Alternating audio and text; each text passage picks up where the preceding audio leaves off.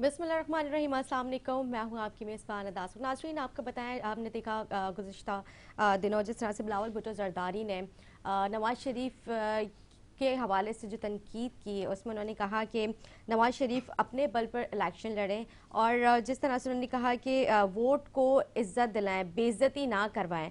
और इसके अलावा उन्होंने कहा कि नवाज़ शरीफ को बहुत जल्द पता चल जाए उनको अपने ही घर में अंडे और टमाटरों का सामना करना पड़ेगा। मतलब क्या इस चीज़ का मकसद था, क्या कहना था उनका? और सरप्राइज़ की भी जहाँ तक बात हो रही है, जिस तरह से उन्होंने कहा बिलावल भुट्टो ज़रदारी ने कि इस्लामाबाद में बहुत जल्द सरप्राइज़ भी देंगे। और इसके साथ साथ जो है, आज अगर हम बात करें MQ पाकिस्तान की, तो MQ पाकिस्तान ने इस्लामाबाद से आज प्रेस कॉन्फ्रेंस की और इसमें उन्होंने कहा कि चीफ इलेक्शन कमिश्नर सिंध जो है उससे उनको तहफ़्फ़ुज़ात हैं। और जो है इसको लेके जो है पीपल्स पार्टी के भी जो है सीनियर लीडरशिप जो है वो जो है मंजर आम पर नज़र आती है और कहती है कि जिस तरह से उन्होंने कहा कि MQM जो है इलेक्शन से दूर भागना चाहती है, क्या इलेक्शन लड़ना नहीं चाहती है। इस हवाले से प्रोग्राम में गुफ्तगू करते हैं। हमारे साथ मौजूद हैं मुस्लिम लीग नून से सैयद निसार शाह साहब और हमारे साथ जमात इस्लामी से मौजूद हैं डॉक्टर फवाद साहब। खुशामदीद कहूँगी आप लोग के प्रोग्राम में। खैरियत से निसार साहब, मैं आपसे ही चाहूँगी प्रोग्राम का आगाज़ करते, क्या कहेंगे? जी बिस्मिल्लाहिर्रहमानिर्रहीम, शुक्रिया जी, आज आपने मदू किया।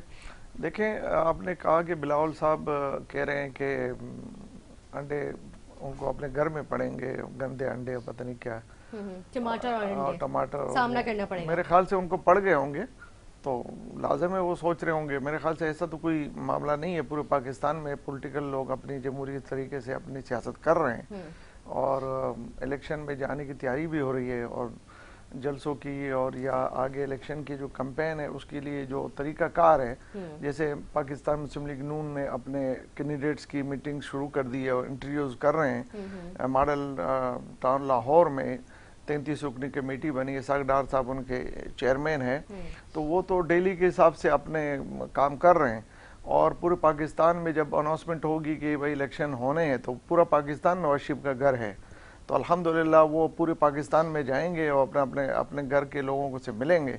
और इंशाल्लाह अल्हम्दुलिल्लाह हमें उम्मीद है कि इंशाल्लाह ताला वो अगली जो इलेक्शन 8 फरवरी को होंगे उसमें इंशाल्लाह मोहम्मद नवाज शरीफ साहब को अपना प्राइम मिनिस्टर मुंतखब करेंगे, जिसके ऊपर इन तमाम साथियों को परेशानी है। तो इनकी परेशानी भी वो गलत इसलिए नहीं है कि लाजम है उनको जब नज़र आ रहा है कि मोहम्मद नवाज शरीफ साहब की हुकूमत आ रही है या वो इलेक्शन में जा रहे हैं और आगे इलेक्शन में इंशाल्लाह वो जीतेंगे, तो उनकी एवलेंस तो है, क्योंकि पॉलिटिकल लोग तो हर वो भी पूरा पाकिस्तान का दौरा कर चुके हैं। बिलावल साहब चतराल तक पहुंच चुके हैं और तो पर चतराल से और यहाँ सिंध के दरिया तक उन्होंने पूरा माहौल देख लिया, तो लाजम है उनको ऐसी बातें करनी है।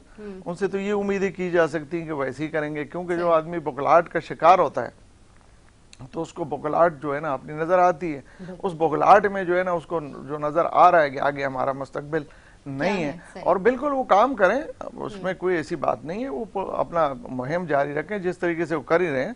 वो जो उनके घर के मसाइल हैं, थोड़े से उनके वालिद साहब ने आवाम के एक बड़े प्रोग्राम में जो जियो पे हुआ था हामिद मीर के साथ, तो उसमें तो उसने क्लियर कह दिया था कि जी ये तो अभी अनट्रेन है और मतलब इसको जरूरत है ट्रेन करने की, तो हमें गिला नहीं है, क्योंकि अनट्रेन आदमी से आप क्या गिला करेंगे। बिल्कुल, लेकिन इस हवाले से जो मैंने पीपल्स पार्टी के जो है रहनुमा को बुलाया था अपने प्रोग्राम में, उनसे गुफ्तगू की, उन्होंने कहा कि ऐसी मतलब उन्होंने इंटेंशनली उस चीज़ को नहीं कहा था, मतलब बिलावल भुट्टो ज़रदारी पर उनका बिल्कुल फोकस नहीं था। मतलब उन्होंने ऐसे कहा था कि अभी बहुत सारी चीज़ें ऐसी हैं जो अभी सियासत में सीखनी है, मतलब वो सीखे हुए हैं, जब तो इतनी आवाम को वो को मतलब लेकर आगे चल रहे हैं, उनके वो लीडर बने हुए हैं।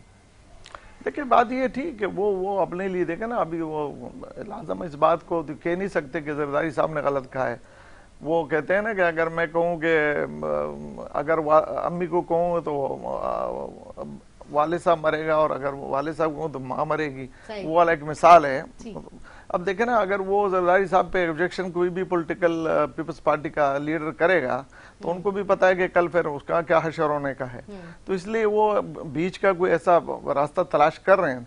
लेकिन उसी सुबह फिर रात को चले जाना, दुबई चले जाना, फिर ज़रदारी साहब के पीछे से चले जाना, तो ये तो आप भी समझदार हैं तमाम चीज़ें की नाराज़गी तो उन्होंने की है कि जी मैं तो मतलब उन्होंने अनट्रेन कहा कि उसको जरूरत है। उसने ये नहीं कहा कोई यंग नहीं है या वो पढ़े लिखे नहीं है, लेकिन उस देखे ना उन्होंने कहा कि मैं भी सीख रहा हूँ, अभी बहुत जरूरत है।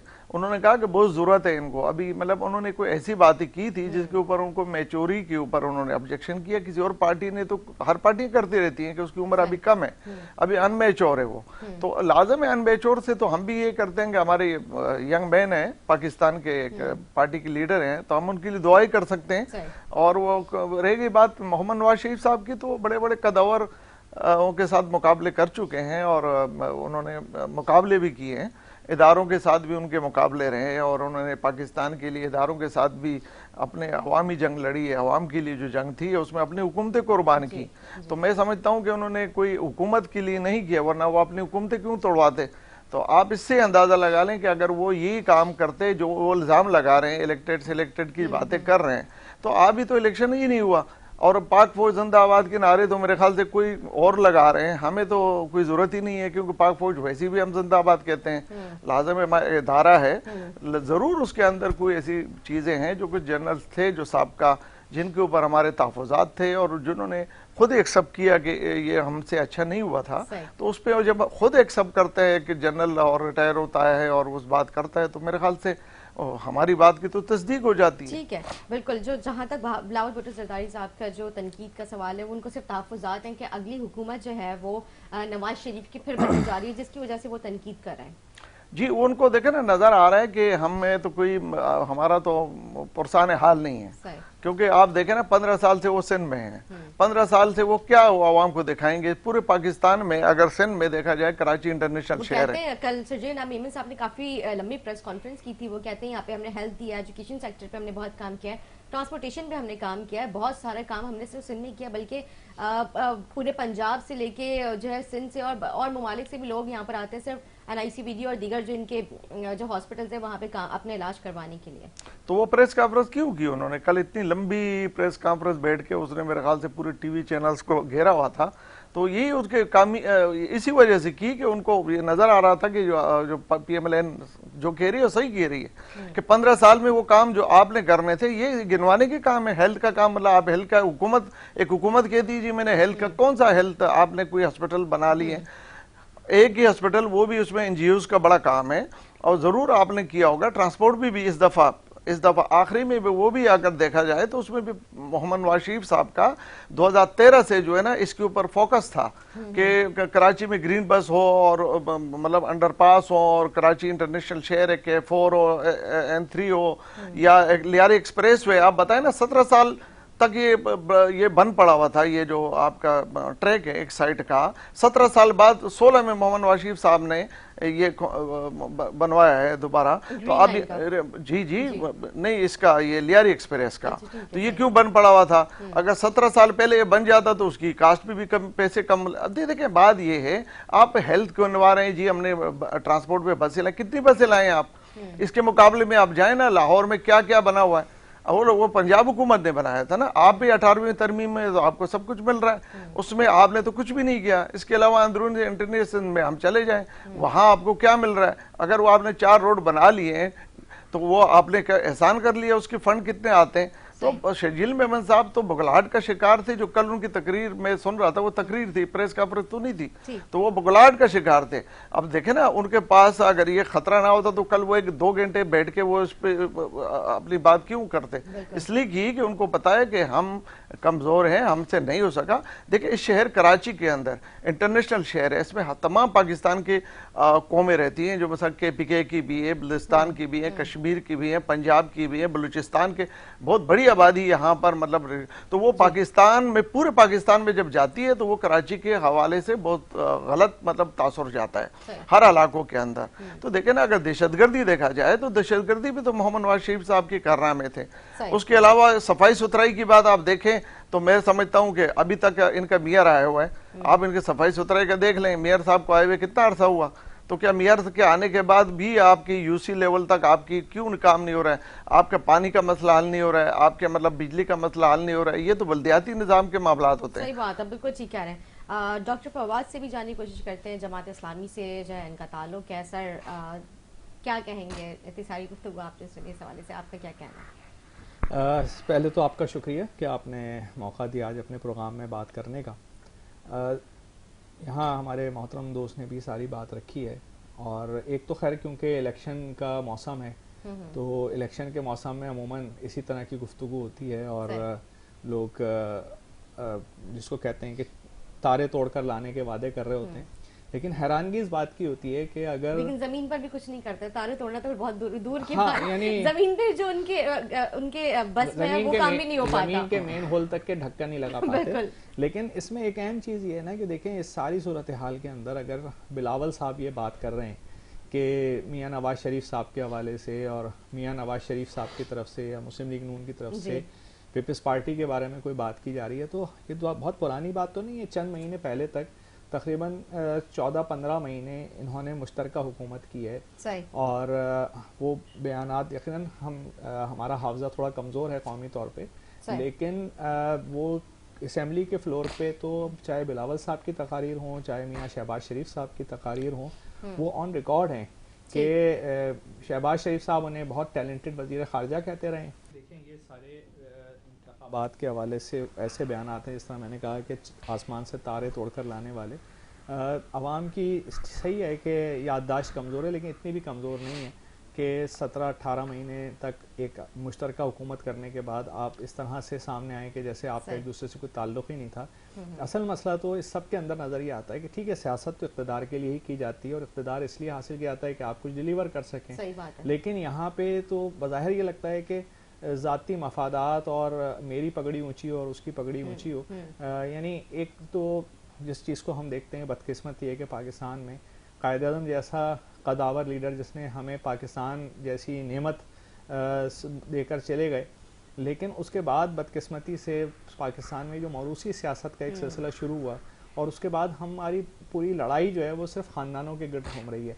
अवामी तरक्की, अवामी मफाद, उसके लिए मंसूबों पर कोई बात करना, इन सब चीज़ों को आप देखें पूरे इलेक्शन में इस वक्त कहीं ये डिस्कशन का मौजू नहीं है। इस वक्त सिर्फ लोग डिस्कशन का मौजू है। कोई कहता है बुजुर्ग नहीं होने चाहिए, कोई कहता है जवान होने चाहिए, कोई कहता है तजुर्बाकार होने चाहिए।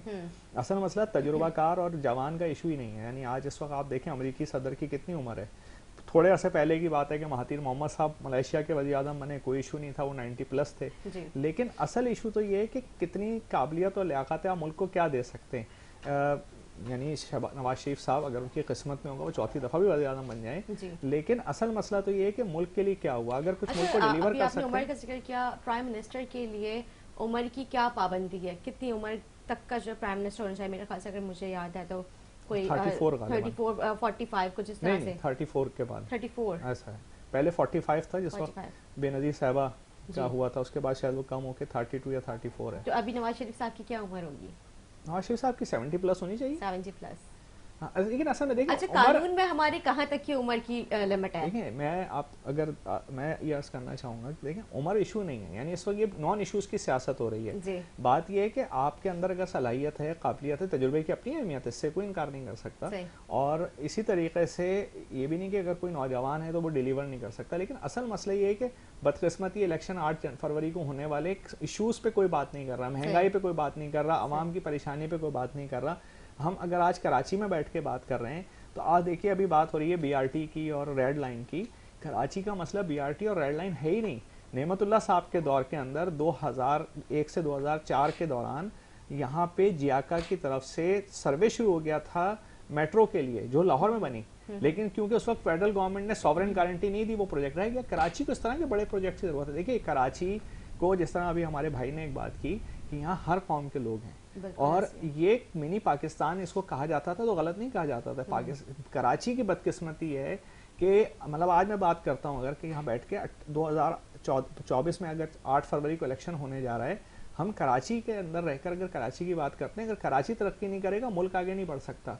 और कराची को ये छोटे छोटे कॉस्मेटिक मंसूबों की जरूरत नहीं है, कराची को बड़े मंसूबों की जरूरत है। और उसके लिए एक ऐसी क़यादत की जरूरत है जो कराची सेंट्रिक हो, कराची को ओन करती हो। बदकिस्मती है कि कराची के साथ के लोग कराची के नाम पे सियासत करते हैं, ओन नहीं करते।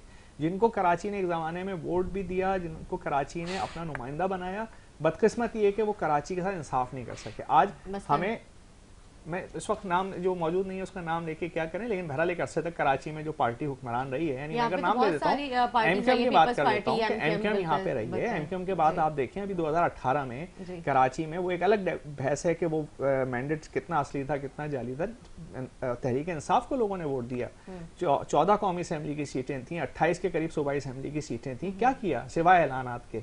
असल में जिस तरह बदकिस्मती से 2023 के इलेक्शन में, जो कि वो एक मजाक बन गया बल्दियाती इलेक्शन, मेयर के इलेक्शन में जाके, लेकिन वाकईतन कराची को सो मरहम रखने की जरूरत है। कराची की सियासत और पूरे मुल्क की सियासत को डिफरेंशिएट करना पड़ेगा।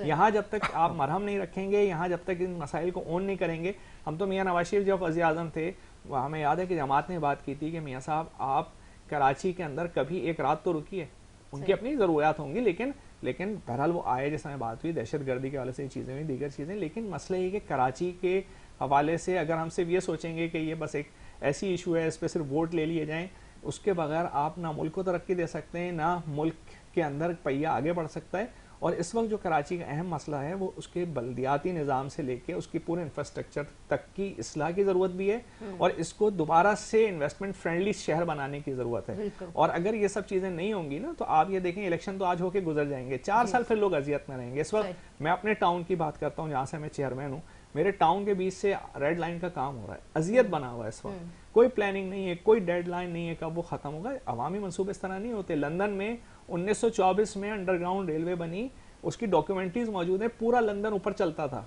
कहीं लंदन के अंदर रुकावट नहीं हुई, ट्रैफिक के अंदर अंडरग्राउंड काम होता रहा।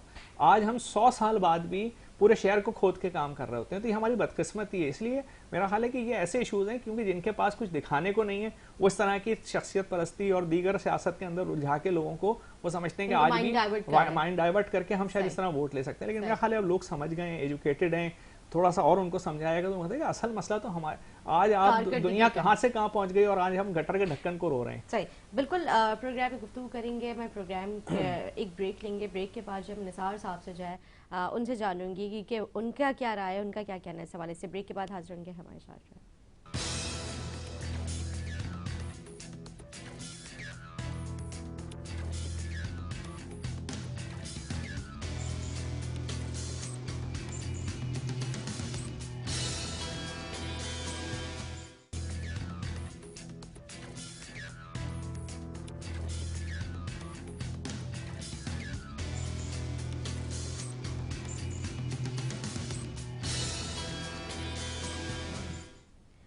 वेलकम बैक नाज़रीन। ब्रेक से वाले गुफ्तगू करती फवाद साहब से। निसार साहब, मैं आपसे जानना चाहूँगी क्योंकि अभी जब हम गुफ्तगू कर रहे थे फिर ब्रेक लेना पड़ गया था, आपका क्या कहना है? देखिए, बात मैं समझता हूँ कि पाकिस्तान की बका की बात है और इलेक्शन तो बहुत ज़रूरी है ना, और हमारी जुमात का तो बिल्कुल एक पॉइंट एजेंडा है मोहम्मद नवाज शरीफ साहब का कि इस मुल्क में पाक और शफाफ इलेक्शन हो, और ये मुल्क जमहूर के नाम से बना है और वोट को इज़्ज़त दो, और मतलब ये कि अवामी खिदमत हो, जिसके लिए हमारे कायद मोहम्मद नवाज शरीफ साहब ने इसका उनका बैकग्राउंड अगर आप देखें तो जब भी वो हुकूमत में आए हैं तो उन्होंने मुल्क के लिए कोई ना कोई स्ट्रगल किया। अगर कोई भी आप निकालें, देखें ज़रूर हम मुख्तलिफ पार्टियों से ताल्लुक़ रखते हैं, लेकिन मैं समझता हूँ कि बहुत सी ऐसी पार्टियां हैं जो उनकी बड़ी मुखालिफ रही हैं, लेकिन वो ऑफ द रिकॉर्ड उन्होंने ये बात मानी है कि भाई मोहम्मद नवाज शरीफ साहब ने मतलब एक सोबर, और मैं समझता हूँ कि मोहतरमा बेनज़ीर साहबा भी थी, भुट्टो साहब भी रहे, और ये वो लीडरान हैं जो हमारे पाकिस्तान के जो प्राइम मिनिस्टर रहे हैं, उनकी भी बड़े खदमात थे इस मामले में। लेकिन देखें, हमारे मुल्क के अंदर ये बड़ी मसला है कि हमारे मुल्क को जिस ट्रैक पे तरक्की पे जाने का जब दौर शुरू होता है तो उस टाइम पे हमारे खिलाफ कोई साजिशें हो जाती हैं। अभी देखना, इलेक्शन होने जा रहा है और अभी से अफवाहें कि जी नहीं हो रहा है तो ये हो रहा है तो ये फलां होगा, क्योंकि ये जो फारिग कुछ लोग बैठे होते हैं ना, जिनको बात ही करनी होती है और सारा दिन सोना होता है और शाम को उठ के फिर उनको रात को जो है ना कहीं बिठा के आप उनसे और कोई ना कोई बातें निकालें, तो एक रूमर टाइप का। देखिए, मैं समझता हूं कि इस वक्त अनाउंसमेंट हो चुका है, इलेक्शन कमीशन ने एक 8 फरवरी का टाइम दिया और उसके अंदर सुप्रीम कोर्ट की इन्वॉल्वमेंट है और उसमें तमाम पार्टियों ने अफिशिएट किए। तमाम पार्टियों ने अप्रिशिएट किया और तमाम पार्टियां मेरे ख्याल से अपने अपने तरीकाकार के मुताबिक उसमें अपना पार्टिसिपेट के लिए काम कर रही हैं। अगर ये आपने पीपल्स पार्टी की बात की तो ये भी इलेक्शन का एक माहौल है।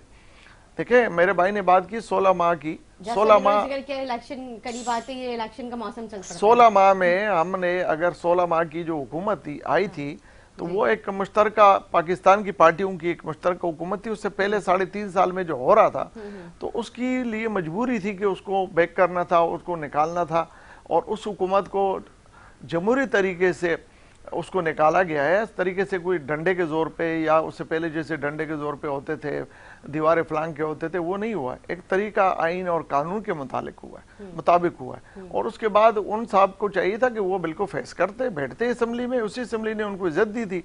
अगर उसके खिलाफ कोई काम हुआ था तो वो उनको उनकी बुरी बातों को वो अपोजिशन करते।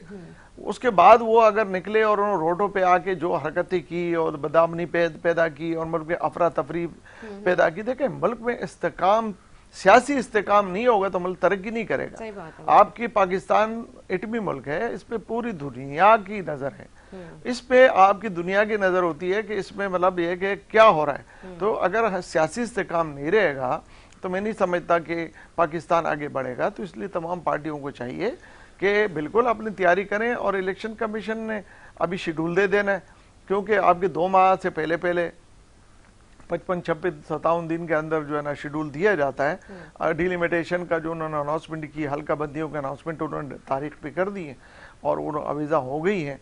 तो उसके बाद आप जो है ना डिलिमिटेशन के बाद आपका सेकंड मरहला इसका आएगा नॉमिनेशन का। तो हमारी जुमात तो अपने कैंडिडेट क्लियर कर रही है।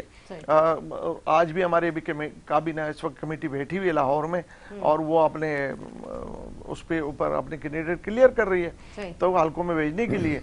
और उसके बाद हमारे जो तरीकाकार है, शेड्यूल है इलेक्शन का, जो 2 महीने पहले नहीं, शेड्यूल तो 2 महीने पहले आ जाता है हमारी जुमात में।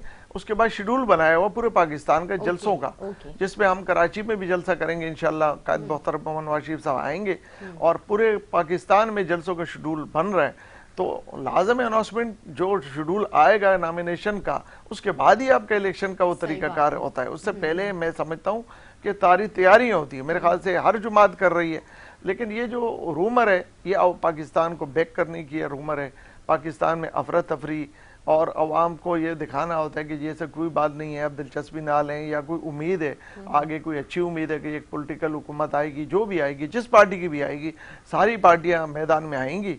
तो मैं नहीं समझता कि इस टाइम पे अगर आप किसी पे इल्ज़ाम दे कि जी आप आ गए हो, हम रह गए हैं, आप 8 फरवरी को ही होना है। 8 फरवरी के बाद अगर आपको कुछ गलतियां, अगर कोई खराबियां नजर आती हैं तो उस पर आप जरूर बात कर सकते हैं। और उससे वक्त से पहले तो आप अगर कहते हैं तो इसका मतलब मैं ये समझता हूँ, जो मैंने समझा है कि वो हार की वो है। एक आदमी अगर अखाड़े के अंदर हार रहा है, उसको पता है कि जी मैं, तो वो तो पहले से कह देगा कि जी आप मुझसे धांधली कर रहे हैं या आपका जो वो जो है रेफरी जो है ना वो गलत हो, आप उसका वो साइड दे रहे हैं। तो ये फजूल मेरे ख्याल से मैं नहीं समझता। थी बड़ी पार्टियां तो पाकिस्तान की बका के लिए इस वक्त इलेक्शन की बहुत सख्त जरूरत है, ताकि पूरी दुनिया में हमारा मैसेज जाए और हम ऐसी जमहूरी हुकूमत हो।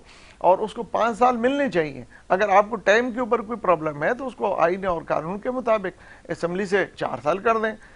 तो मैं समझता हूं कि अगर 5 साल ज्यादा ही आपको लग रहे हैं कि आप हर वक्त जब भी देखें तो 3.5 साल के अंदर कोई ना कोई प्रॉब्लम क्रिएट हो जाती है, और यही पार्टियां करती हैं। हाँ, बाकी पार्टियां ही सारे मिलके थकावट, तो वो थोड़ा टाइम में भी देख लें। अगर इस पे मशावरत हो जाए तो मैं समझता हूं कि तमाम पार्टियां अगर वो इक़्तिदार में हो, चाहे वो अपोजिशन में हो, चाहे अपोजिशन के बाद वो किसी के भी पार्लिमानी लीडर हो, किसी भी असम्बली के अंदर, वो तमाम का हक होता है कि अपने पाकिस्तान की बात करें, अपने अवाम की बात करें। और इस मुल्क की जो जरूरत है इस वक्त मैं समझता हूँ हमें बहुत ज़्यादा डिफॉल्ट से हमने पाकिस्तान जो 16 माह के अंदर कोशिश की, जिस पर पाकिस्तान मुस्लिम लीग नून ने अपने सियासत, जो पूरी सियासत है उस पर दाव पे लगा दी, अपनी सियासत की कुर्बानी दी और ये मुल्क डिफॉल्ट से बचाया। एहसान नहीं है इस मुल्क के ऊपर, क्योंकि इस मुल्क ने हमें एक जुमात दिया, इस पाकिस्तान मुस्लिम लीग ने ये तासुर दिया कि हम सियासत कर लेंगे, पहला मुल्क है, इस मुल्क को बचाना है, उसके बाद सियासत कोई मसला नहीं है। हम इस मुल्क होगा तो हम सियासत भी कर लेंगे, मुल्क ही नहीं होगा तो फिर हम कहाँ जाएंगे। ठीक बात है। तो ये है कि हमारी कोशिश है कि इलेक्शन हो, मुल्क के लिए सियासत करें तो जाहिर सी बात है इससे आवाम का, मुल्क का दोनों का फायदा होगा। जी जी, तो इसलिए हम चाहते हैं कि इलेक्शन हो अपने टाइम के अंदर और तमाम पार्टियां इसमें अपनी पार्टी से फाइट करें, और अगर किसी को तहफ़्फ़ुज़ात हैं तो वो अपने आईनी तरीक़ाकार के मुताबिक अपने तहफ़्फ़ुज़ात का इज़हार कर सकते हैं, किसी भी इदारे से कर सकते हैं। इस वक्त मोहम्मद नवाज शरीफ से क्या आप तहफ़्फ़ुज़ात कर रहे हैं? वो तो खुद इलेक्शन में जाने के लिए, वोट मांगने के लिए अपने अपने अपने केसेस फेस कर रहे हैं। अब देखो ना, वो केसेस फेस कर रहे हैं, वो अभी 7 तारीख दोबारा उनको अदालत जाना है और इस तरीके से वो तमाम केसेस को जो उनकी लगे हुए हैं तो उसको फेस कर रहे हैं कि वो कोई इदारा तो नहीं है नवाज शरीफ साहब के, या कोई ऐसी चीज़ आप बिलावल साहब को नज़र आ रही है ख्वाब में। तो मैं समझता हूँ ये एक ज़्यादती वाली बात है, ऐसा नहीं होना चाहिए। इलेक्शन सबका हक है और लाजम है, माहौल ज़रूर सियासत का है, लेकिन भागने से, सियासत इलेक्शन से भागने वाली बात ना की है। कौन भागने की तैयारी कर रहा है? मतलब जो भी इस वक्त रो रहा है तो मुझे लग रहा है कि मतलब जो जिनको नजर आ रहा होगा तो वो भागने की कोशिश करेगा। हमने तो 18 में इलेक्शन लड़ा, हमें 18 में बहुत तहफ़्फ़ुज़ात थे, लेकिन उसके बावजूद आपने देखा हमने कंटेस्ट किया।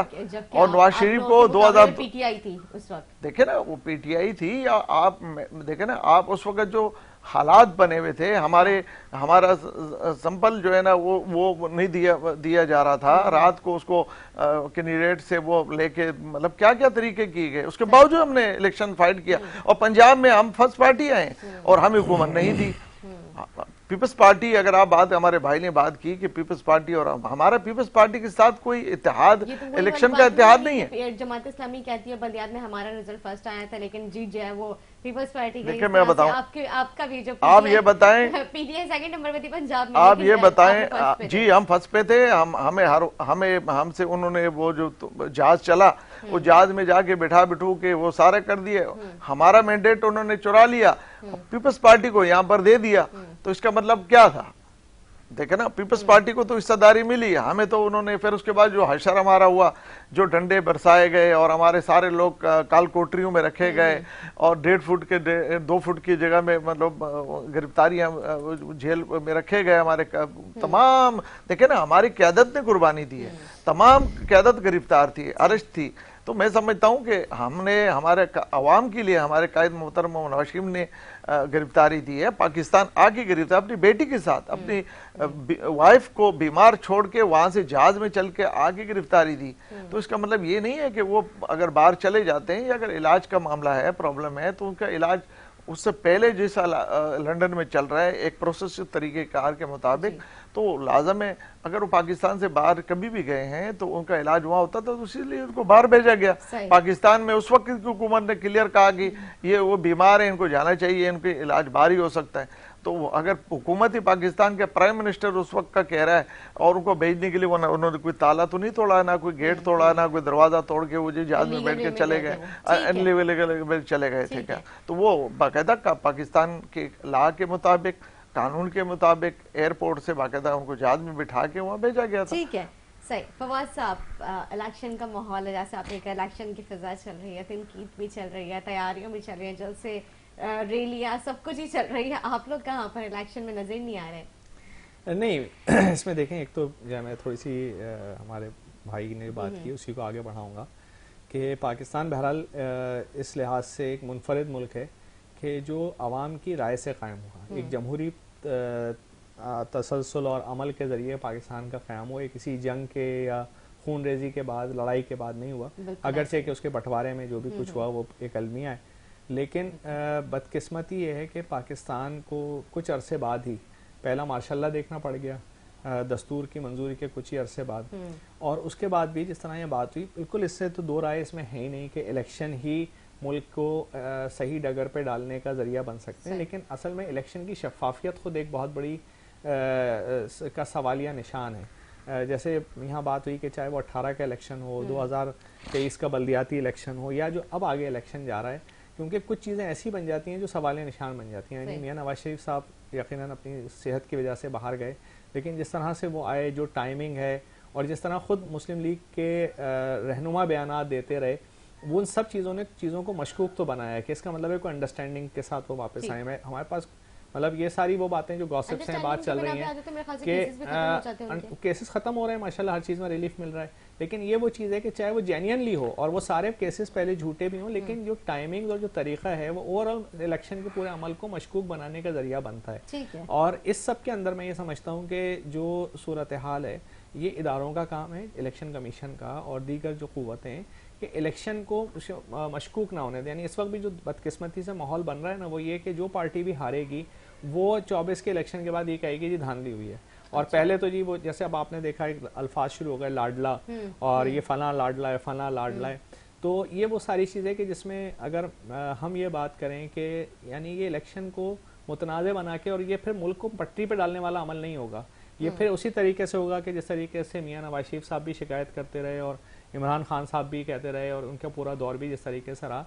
यहाँ तक बात आपने की जमात इस्लामी के इलेक्शन की तैयारी के हवाले से, तो अल्हम्दुलिल्लाह हम तो पूरी तरीके से मैदान में हैं और उस वक्त भी मैदान में थे जबकि हमारे पास कोई सीटें नहीं थी। हम तो मुस्तकिल हक दो कराची के उन्वान से कराची के अंदर न सिर्फ एक्टिव हैं बल्कि कराची के मसाइल पर मेरे ख्याल है के इलेक्ट्रिक एक ऐसा इशू है कि जिसपे किसी सियासी जमात ने बात नहीं की, बावजूद जमात इस्लामी उसकी बात करती रही जबकि हम इक़्तिदार में थे नहीं थे। इसके बावजूद जिस वक्त हमारे पास बल्दियात के बाद अगरचे कि हमारा मैंडेट चुराया गया, वो पूरा इलेक्शन अब तो उसकी मिसाल पिछले साल हुकूमत में होने के बावजूद जिस तरह हमारे मुस्लिम लीग के साथियों ने भी कहा कि भाई इलेक्शन तो चाहिए लेकिन हमें जो है वो कराची के मेयर जैसा इलेक्शन नहीं चाहिए। तो उस सारी सूरत हाल में अल्हम्दुलिल्लाह हम न सिर्फ मैदान में राब्ते में लोगों के दरमियान हैं, बल्कि हम उम्मीद रखते हैं कि जिस तरह कराची में आवाम ने हमें बल्दियात में नंबर 1 पार्टी बनाया, कौमी और सूबाई के इलेक्शन में भी इंशाल्लाह वो नतीजे रिफ्लेक्ट होंगे। ठीक है, बहुत शुक्रिया फवाद साहब आपका। निसार साहब मैं आपका भी शुक्रिया अदा करूँगी, आप लोगों ने टाइम दिया। उम्मीद करती हूँ मेरे नाज़रीन का हमारा प्रोग्राम अच्छा लगा। इसी के साथ अपनी मेज़बान अंदाज़ को इजाज़त, मुझे मेरे मेहमानों को मेरी टीम को दुआ में याद रखें, फीडबैक देना ना भूलें। अल्लाह हाफ़िज़।